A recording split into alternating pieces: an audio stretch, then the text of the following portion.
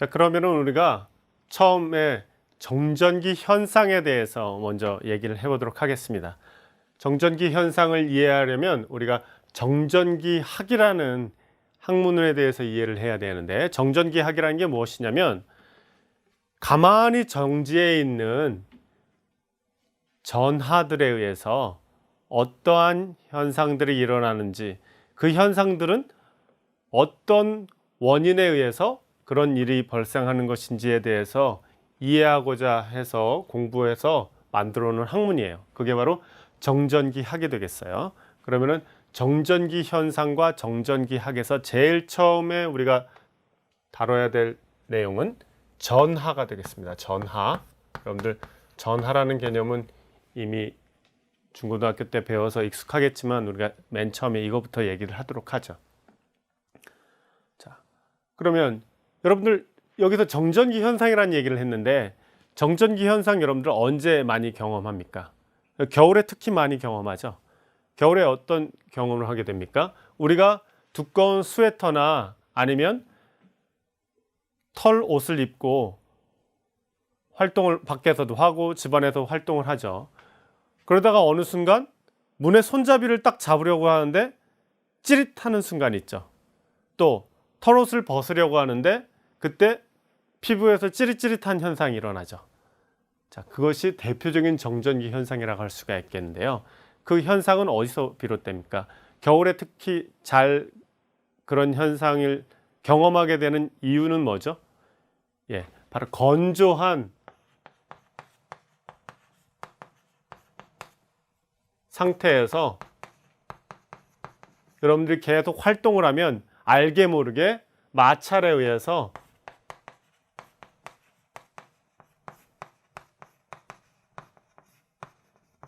여러분들 옷에 정전기가 모이기 때문이죠.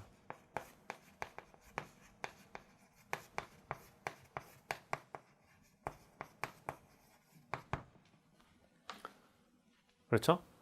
건조한 때에는 뭐 옷에 습기도 없고 공기 중에도 습기가 없어요. 그렇죠? 그렇기 때문에 전기를 가지고 도망갈 물 분자들이 없는 거죠. 공기 중에 습기가 없어서. 그러니까 옷에 정전기가 잔뜩 생겼다가 갑자기 어떤 금속을 만나면 금속으로 이동하고 싶네? 그러면서 이동을 하는 거예요. 그러면서 옷에서 금속으로 어떻게 이동해요? 조금 전에 얘기했던 것과 마찬가지로 우리가 도어의 손잡이를 잡는 순간, 문 손잡이를 잡는 순간 손을 통해서 전기가 지나가야 되겠죠. 그러니까 갑자기 피부가 찌릿하는 그런 현상이 나타나는 것입니다. 그것이 바로 여러분들이 경험했던 정전기 현상의 대표적인 것이라고 할 수 있겠죠. 또 뭐 어떤 일이 일어나죠? 여러분들 어렸을 때 책받침이나 플라스틱 책받침이나 아니면 고무로 만들어진 그 고무 풍선을 가지고 놀 때 옷이나 머리카락이 이렇게 비벼 보세요. 그러면 어떤 일이 일어나요? 예, 플라스틱 책받침이나 고무 풍선하고 머리카락이 닿아가지고 풍선을 높이 들어 올리는데도 머리카락이 딸려 올라가는 그런 현상을 관찰할 수 있었죠.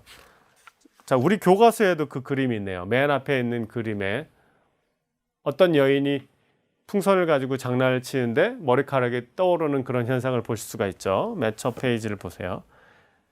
이와 같은 정전기 현상이, 우리가 많이 경험한 이 현상이 이미 고대 그리스 시절에도 관찰이 되어서 기록이 남아 있어요. 어떤 기록이 남아 있느냐? 탈레스라는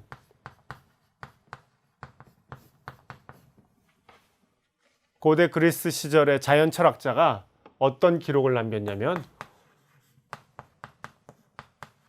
우리가 다이아몬드나 루비나 이런 것만 보석이라고 생각하는데 나무에서 나오는 수지들이 엉겨붙어서 만들어진 호박이라는 것도 하나의 보석의 일종이에요.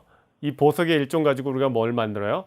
그렇죠? 마고자나 이런 데 동정에 쓰는, 그죠? 노란색이나 옅은 주황색의 동정으로 쓰는 그것이 바로 호박이라는 건데, 이 호박을 옛날 그리스 사람들도 굉장히 옷이나 이런 데 착용을 하는데 썼나 봐요. 그래서 호박을 반질반질하게 하려고 털로 막 문질러 본 거죠. 털로 문질러 보면은 굉장히 깨끗하고 반짝반짝할 거라고 생각했는데 좀 지나면 오히려 먼지가 너무 잘 붙는 거예요. 그리고 호박에 먼지가 와서 달라붙더라.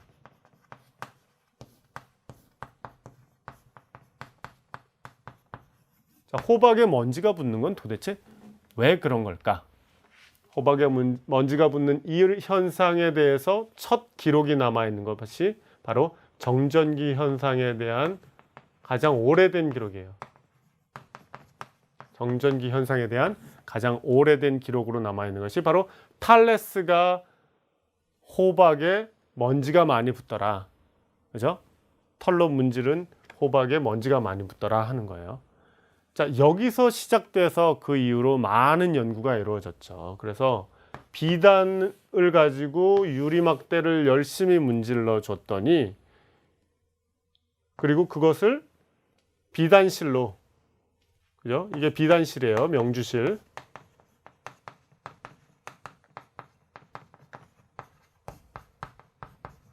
명주실로 되어 있는 데다가 매달아요.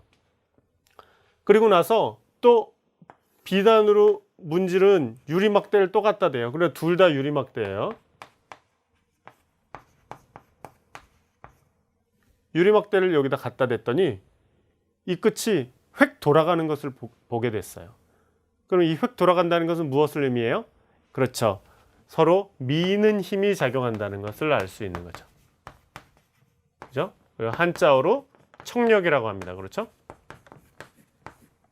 그러면 둘 다 비단으로 문질렀어요. 둘 다 유리막대 비단으로 문질렀어요. 그러면 얘네들의 상태는 같을 거라는 걸 알 수 있어요. 둘이 같은 상태에 있는데 그러면 가까이 두었을 때 미는 힘이 작용하더라 하는 것을 알게 된 거죠. 그러면 이번에는 유리가 아니라 우리가 고무막대를 가지고 했다고 칩시다. 이 고무막대에는 우리가 모피를 가지고, 그죠? 털을 가지고 막 문질렀어요. 털을 가지고 문지른 이 고무막대를 실크 비단실에 매어 있는 유리막대에 가까이 가져갔더니 이번에는 어떤 현상이 일어나요? 유리막대가 고무막대를 향해서 끌려가는 현상이 일어나죠. 그렇죠? 그래서 고무막대일 경우에는 끄는 힘이 생기더라. 그죠? 한자어로 인력이죠. 그죠? 인력이 생기더라 하는 거예요. 그러면 우리가 여기서 이제 추론을 해볼 수 있죠.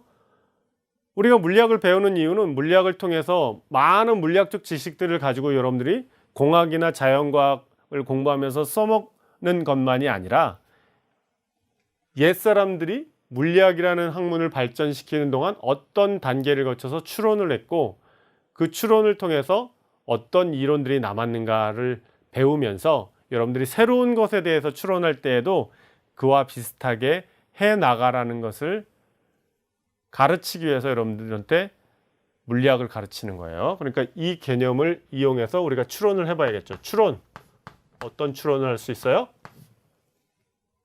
서로 같은 상태에 있을 때는 청력이 작용하고 서로 다른 상태에 있는 고무막대, 이 고무막대는 모피로 문지른 고무막대, 이 유리막대는 비단천으로 실크천으로 문지른 유리막대예요. 서로 다른 상태에 있는 얘네들은 서로 끌더라. 그러면 우리가 이 상태와 이 상태가 다르다라는 것을 알 수 있죠. 그것을 어떻게 이해하느냐?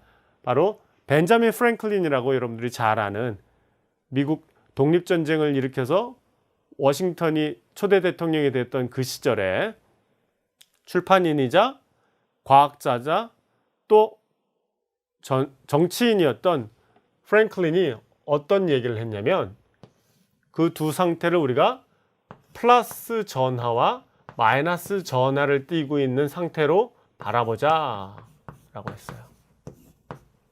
두 종류의 전하가 있는 거예요. 플러스 전하와 마이너스 전하를 띤 상태가 있는 거다라고 이 얘기를 했는데 프랭클린은 사실 뭐라고 생각했냐면 어떤 우리 눈에 보이지 않는 유체가 있어서 그 유체가 A라는 물체에 요만큼이 있어요. 요만큼을 채우고 있어요. 그 유체가. B라는 물체가 있어요. B라는 물체가 요만큼을 채우고 있어요. B라는 물체예요. 근데 두 개가 가까이 다가가서 마찰을 일으키면 여기 있는 요만큼이 빠져나와서 여기로 가서 이렇게 채워질 수 있을 것이다 라고 생각한 거예요.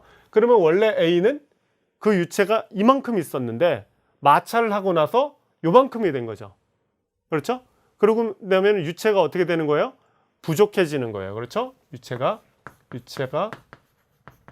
부족해지죠.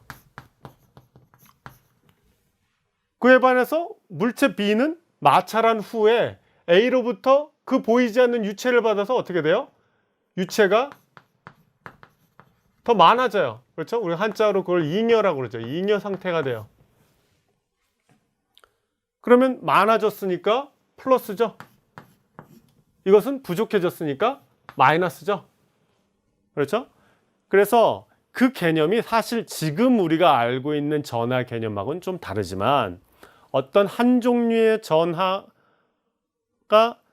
지금은 뭐예요? 전자가 이동을 해서 정전기를 만든 거라는 것을 알고 있지만 벤저민 프랭클린이 이런 개념을 만들었던 18세기에는 보이지 않는 유체가 있어서 그 유체가 A라는 물체 안에는 이만큼 있었는데 B하고 마찰을 함으로 해서 있어서 이만큼이 이동을 한다. 그래서 유체가 부족해져서 마이너스 상태다. 여기서는 유체가 더 들어와서 잉여 상태이기 때문에 플러스다. 이런 개념을 사용했습니다. 자, 그의 추론이 어떤 면에서는 타당하고 어떤 면에서는 타당하지 않지만 그 개념을 우리가 역사적인 관점에서 한번 이야기를 해드렸어요. 근데 지금은 우리가 잘 알고 있죠? 무엇을 알고 있어요? 자, 우리가 물체를 이루고 있는, 더 작게 나가서 물질을 이루고 있는 것은 가장 기본이 뭐다? 그렇죠. 물질을 이루고 있는 가장 기본은 원자다. 그렇죠? 그리고 그 원자는 무엇으로 이루고 있다는 것을 알고 있어요? 예, 저 뒤에 양자역학을 배울 때 우리가 원자에 대한 기본 개념들에 대해서 다시 배울 텐데 역사적으로 굉장히 많은 것들이 있지만 두 가지 결과론적으로 원자 핵이라는 게 있고 전자라는 것이 있다는 것을 알게 되죠. 그렇죠? 자, 원자 핵은 플러스를 가지고 있고 전자는 마이너스를 가지고 있어요. 그렇죠? 그리고 원자 핵은 여러분들도 잘 알다시피 양성자와 중성자들이 잔뜩 모여 있는 것이죠. 그리고 전자라는 것은 음전하를 띠고 있어요. 그래서 여기 원자 핵이 있어서 플러스를 띠고 그 주변에 전자가 돌아다니고 있죠. 자, 그래서 이게 전자예요. 이게 원자의 핵이죠. 그래서 원자 핵은 뭐로 이루어져 있다고요? 양성자하고 중성자로 이루어져 있습니다. 그렇죠? 중성자는 그야말로 중성 상태예요. 전하를 띠고 있지 않아요. 그렇죠? 양성자는 전하를 띠고 있는데 양전하를 띠고 있죠. 전자는 음전하를 띠고 있어요. 그렇죠? 예. 이와 같은 것들로 이루어져 있다는 것을 알 수 있고 그런 것들이 물질, 더 나아가서 물체를 이루고 있고 그 물체들이 서로 다른 종류의 물체일 때 그것들이 마찰을 일으키다 보면 전자를 더 잘 빼앗아가는 물체가 있고 전자를 더 잘 뺏기는 물체가 있어요. 그런 것들 사이에 그렇죠? 마찰에 의한 상호작용에 의해서 전자가 한쪽으로 많이 몰리면 그 물체는 어떤 상태가 돼요? 예, 음전하를 많이 띈 상태가 돼요. 전자를 빼앗기면 양성자 또는 핵이죠. 핵이 그 물체를 더 많이 차지하고 있죠. 그렇기 때문에 양의 전하를 띠는 플러스 전하를 띠는 상태가 된다는 것을 여러분들이 알고 있죠. 그래서 아까 얘기했던 것 같이 프랭클린하고 지금하고 그 원인은 비록 다르다 할지라도 결과론적으로 뭐예요? 전하는 두 종류의 전하가 있다라는 것을 알 수 있고 그 전하가 같은 종류의 전하가 모여 있을 때 조금 전에 말한 것 같이 그렇죠. 실크로 문질은 유리막대, 실크로 문질은 유리막대를 서로 가까이 댔을 때는 둘 다 같은 전하 상태란 말이에요.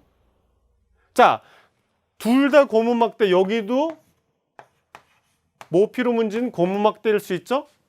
그럴 때는 둘 다 음전하를 띈다는 것을 나중에 과학자들이 알게 됐는데 이 두 경우에는 다 같은 부호를 갖고 있단 말이죠. 같은 부호를 갖고 있는 상태, 이 상태에는 뭐다?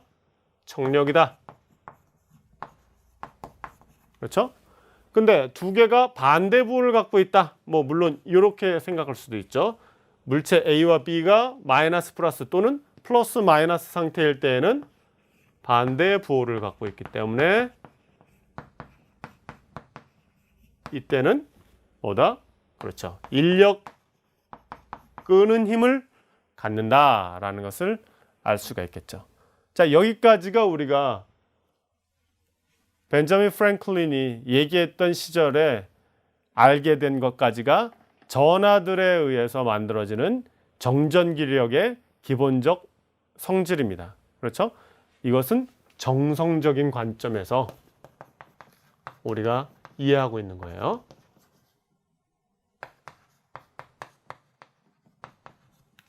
아시겠죠? 자, 조금 있다가 얘기를 하겠지만 이제 정성적인 관점에서 벗어나서 우리는 정량적으로 전기력의 크기와 방향까지 이해하는 것을 할 수 있게 됐는데 그것은 프랭클린 이후에 등장하는 프랑스의 과학자이자 기술자였던 쿨롱에 의해서 쿨롱의 법칙이 등장하면서 정량적으로 정전기력에 대해서 이해할 수 있게 되었습니다. 자, 그것은 좀 이따가 다시 배우도록 하겠어요. 예, 그러면 우리가 조금 전에 전하에 대한 이야기를 간단히 했는데 벤자민 프랭클린이나 그 전에 있던 사람들은 전하라는 것을 무엇으로 봤느냐? 보이지 않는 유체라고 생각했어요. 그래서 프랭클린은 어떤 보이지 않는 유체가 물체 A에 있을 만큼의 양이 있는데 B라는 물체하고 마찰을 해서 그것이 이동해 가면 그죠? 모자라죠. 모자란 상태가 되면 마이너스 전하 상태라고 부르고 그 유체가 원래 상태보다 많아지면 플러스 전하 상태라고 생각하자라는 얘기를 했어요. 그런데 물리학을 하는 사람들에게 그냥 정성적으로만 얘기를 하라 그러면 재미가 없죠. 그러니까 우리가 이제 생각하는 것은 자, 그 전하량을 그렇죠? 보이지 않는 유체가 얼마나 움직였느냐 하는 양을 우리가 단위를 가진 물리량으로 표현해야 되는데 여기 써 있는 전하량이라는 것이 바로 그 개념이 되겠습니다. 그러면 전하량의 단위가 무엇이에요? 그렇죠? 쿨롱이라는 단위를 사용해요. 그렇죠? 그러면 여러분들 잘 아는 기본 단위는 항상 뭐예요? 1이죠. 그러니까 1쿨롱 이런 걸 생각할 수가 있겠죠. 그렇죠? 그럼 쿨롱이라는 이름은 뭐냐? 조금 있다가 이제 우리가 쿨롱의 법칙이라고 해서 정성적으로만 정전기학을 다루는 것이 아니라 이제 정량적으로 정지되어 있는 전하들 사이에 생기는 힘이 얼마인가를 표현하는 공식이 있는데 그게 바로 쿨롱의 법칙에 의해서 만들어지는 공식이에요. 그래서 그 쿨롱이라는 사람의 이름을 따서 우리가 전하량을 쿨롱이라는 단위를 사용합니다. 그런데 기본적으로 이 단위 앞에 붙는 숫자는 실수죠. 그죠? 임의의 실수가 다 되죠. 뭐 0.001 쿨롱, 그죠? 6.378 쿨롱 다 되는 거예요. 그렇죠? 전하량은 그런 것들을 다 사용할 수 있는 실수값이 앞에 오고 단위는 쿨롱이다 하는 거죠.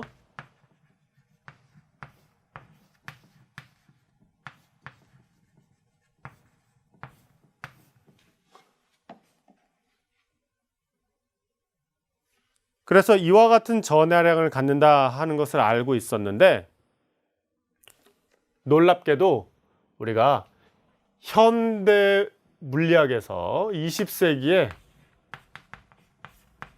어떤 것을 알게 되었냐면 아까 잠깐 얘기했었던 것 같이 양성자라던가 전자라던가 이런 것들이 발견되었죠. 그렇죠?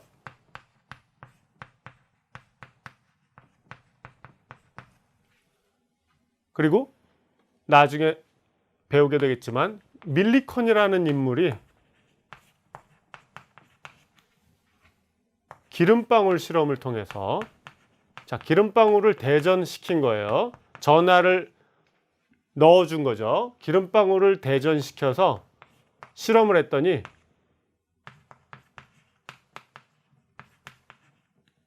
무엇을 알게 됐느냐? 기본 전하량이라는 게 있다.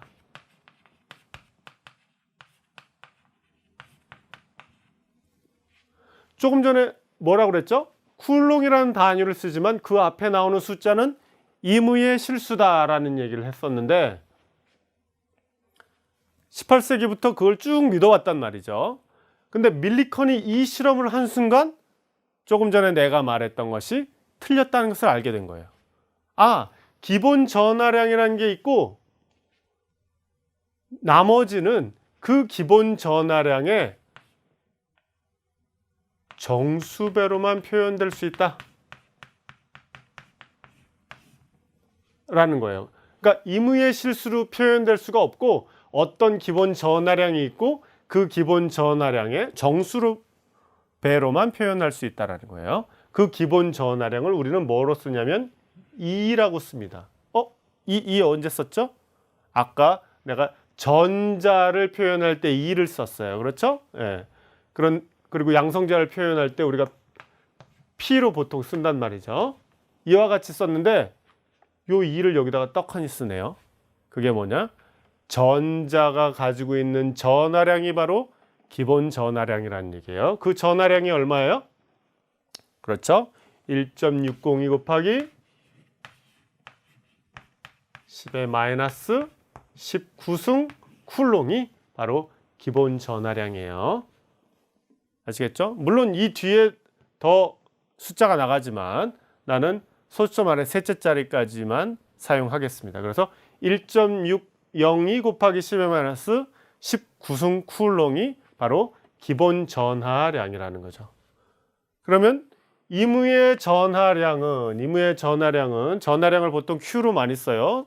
소문자 Q 또는 대문자 Q로 쓰는데 임의의 전하량은 기본 전하량의 자연수배다. 자연수를 우리가 N으로 많이 쓰죠. 그래서 이와 같이 표현하게 되는 거예요. 그래서 대전이 되지 않아서 중성 상태면 당연히 N은 0일 거고, 그렇죠? 기본 전하 하나만 존재하면 1일 거고, 그 2배일 수도 있고 3배일 수도 있고 그와 같이 된다는 것을 알 수가 있겠죠. 왜 이렇게 된 거예요? 조금 전에 제가 설명했던 것과 마찬가지로 전자가 실질적으로 물체와 물체 사이를 이동하기 때문에 전자의 기본 전하량 이만큼의 배수로 이동하는 거죠. 임의의 전하량이 될 수 있는 것이 아니라 전자가 한 개가 물체에 의해서 물체 B로 갔느냐. 예를 들면 아까 말했던 것 같이 모피에서 막대로 갔다 하면 모피에 있던 전자가 한 개가 고무막대로 이동했느냐, 10개가 이동했느냐, 11,550개가 이동했느냐, 이런 것들에 따라서 기본 전하량의 정수배로 표현된다는 거죠. 그래서 우리가 이해하게 된 게 밀리컨의 기름방울 실험에 의해서 알게 된 게 뭐다? 그렇죠. 전하량은 사실상 양자화되어 있다라는 것을 알게 된 거예요. 여기서 양자화라는 것은 우리가 나중에 배울 양자 물리학에서 말하는 양자와 같은 의미죠. 그렇죠? 그래서 이것은 임의의 실수가 될 수 없고, 그죠? 띄엄띄엄 불연속적이다라는 것을 의미해요. 그렇죠? 불연속적이다. 실수는 연속적이죠. 하지만 정수나 자연수 이런 것들은 불연속적이에요. 그렇죠? 그래서 조금 전에 얘기했던 것과 마찬가지로 전하량은 항상 기본 전하량의 정수배로 표현되어야 한다 하는 것은 짧게 줄여서 양자화되어 있다라는 것을 의미합니다. 그래서 전하는 양자화되어 있습니다. 자, 그 다음에 또 중요한 개념이 뭐냐?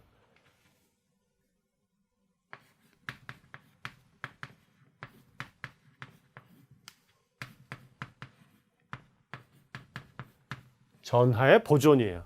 여러분들 1학기 수업에서 보통 그런 말 많이 하죠. 에너지가 보존된다. 운동량이 보존된다. 각운동량이 보존된다. 그런 얘기를 했어요. 시간이 흘러도 그 양의 크기가 바뀌지 않는다라는 의미예요. 물론 백타령 같은 경우에는 방향조차 바뀌지 않아야지 보존이 되는 거죠. 근데 전하가 보존된다 하는 개념이 있어요. 그게 뭐냐? 자, 외 떨어져 있는 어떤 시스템이 있으면 또는 격리된 시스템이 있으면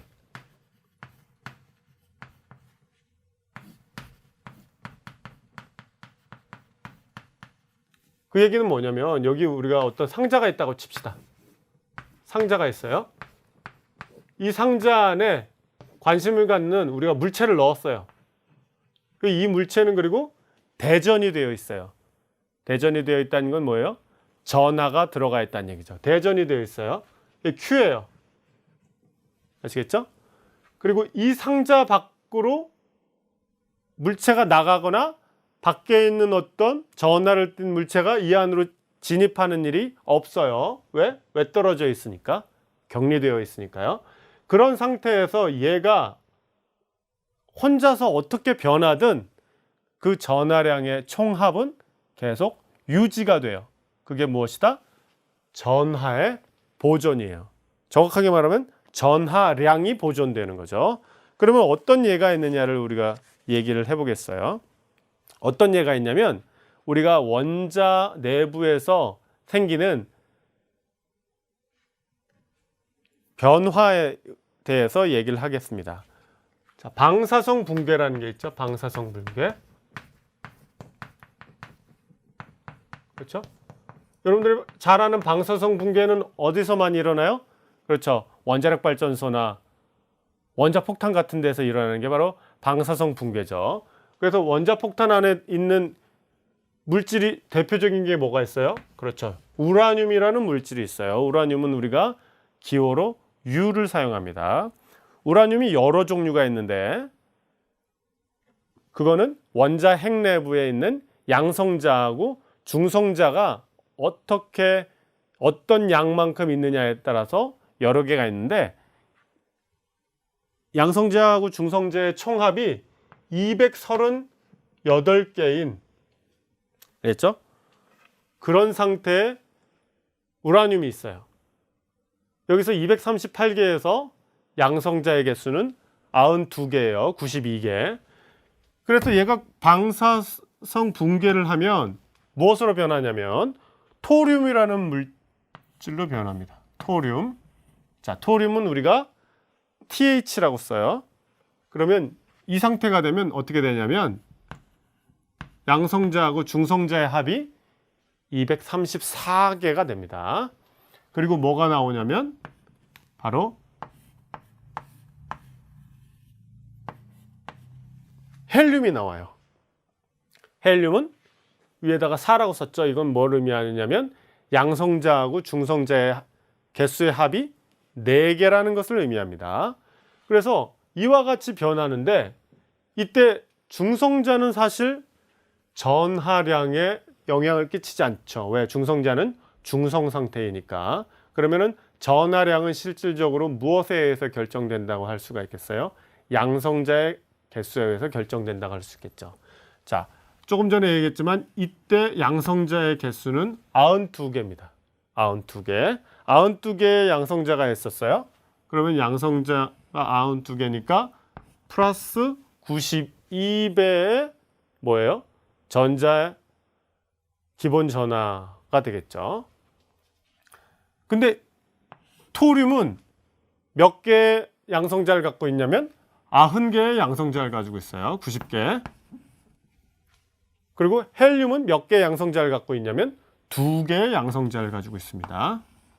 그러면 방사성 붕괴를 하는데도 불구하고 붕괴 전과 붕괴 후의 합이 같은 것을 보실 수가 있죠.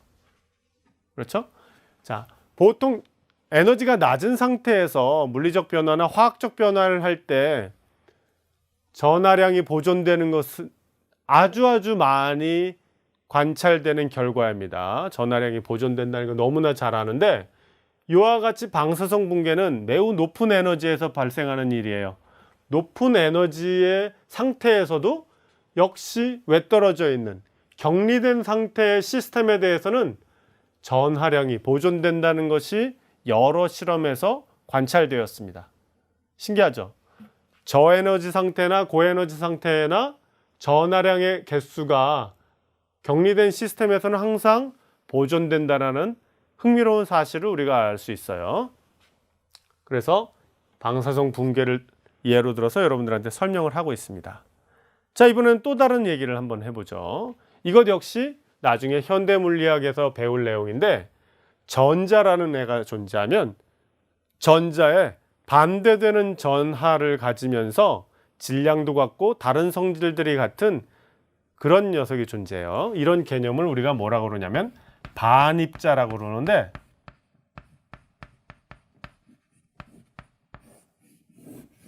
우리가 아는 모든 입자는 반입자라는 것을 가지고 있어요. 그러면 전자라는 애가 있으면 전자의 반입자가 뭐냐면 반전자예요. 그러면 둘 다 2로 쓰면 안 되잖아. 그렇죠? 예, 그 전자는 음전하를 띠고 있기 때문에 오른쪽 어깨에 -부호를 붙이고요. 전자의 반입자 상태는 플러스를 붙입니다. 아시겠죠? 그래서 전자하고 반전자가 있는데, 우리가 보통 반전자는 양전자라고 많이 불러요.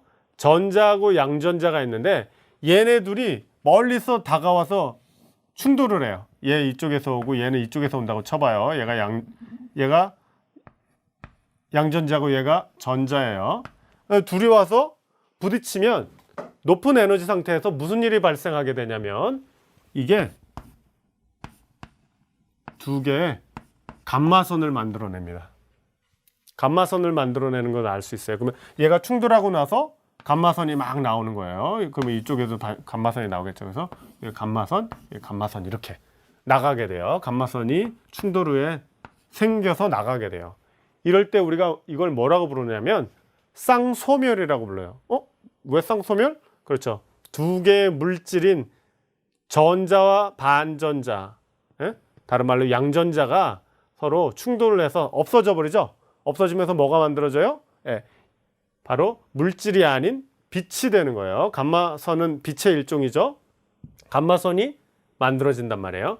그래서 얘를 쌍소멸이라고 불러요. 물질이 없어져서. 그러면 보세요. 얘는 음전하를 띠고 있고요. 얘는 크기는 똑같이 기본 전하량인데 그게 양전하예요. 그렇죠?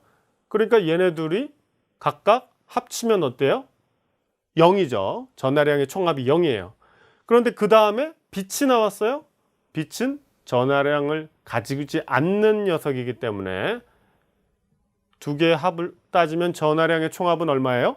0이에요. 그렇죠?